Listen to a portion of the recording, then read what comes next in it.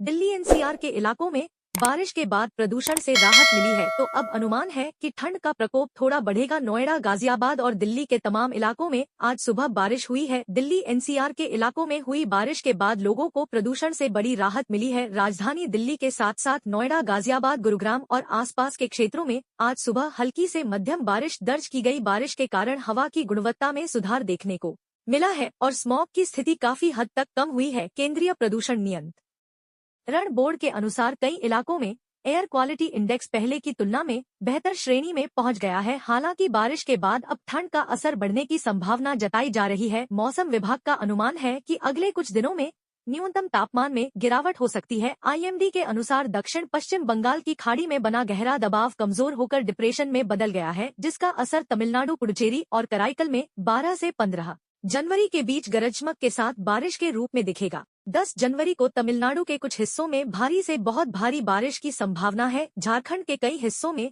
शनिवार को भी शीतलहर का प्रकोप जारी रहा और राज्य के 8 जिलों में अचानक से न्यूनतम तापमान 10 डिग्री सेल्सियस से नीचे गिर गया। भारतीय मौसम विज्ञान विभाग आईएमडी ने यह जानकारी दी। आईएमडी ने बताया कि खूंटी जिला राज्य में सबसे ठंडा स्थान रहा, जहां न्यूनतम तापमान 1.4 डिग्री सेल्सियस दर्ज किया गया। इसके बाद डाल्टनगंज में यह 3.5 डिग्री और बोकारो थर्मल में 6.1 डिग्री सेल्सियस रहा। मौसम विभाग के बुलेटिन के अनुसार गुमला, रांची और खूंटी जिलों के लिए येलो अलर्ट जारी किया गया है। इन जिलों में रविवार सुबह 8:30 बजे तक शीतलहर की स्थिति बनी रहने की संभावना है। मनाली में ठंड और बढ़ने वाली है, तापमान 16 डिग्री तक पहुंचने वाला है। लोगों को सावधान रहने की जरूरत है। श्रीनगर और जम्मू कश्मीर की वादियों में शनिवार को तापमान फ्रीजिंग पॉइंट से कई डिग्री नीचे गिर गया। राजधानी श्रीनगर में न्यूनतम तापमान -5.7 डिग्री सेल्सियस दर्ज किया गया, जबकि पिछले दिन यह -6 डिग्री था। ठंड की वजह से यहां की मशहूर डल झील आंशिक रूप से जम गई है, जिससे नाविकों को अपनी नावें चलाने में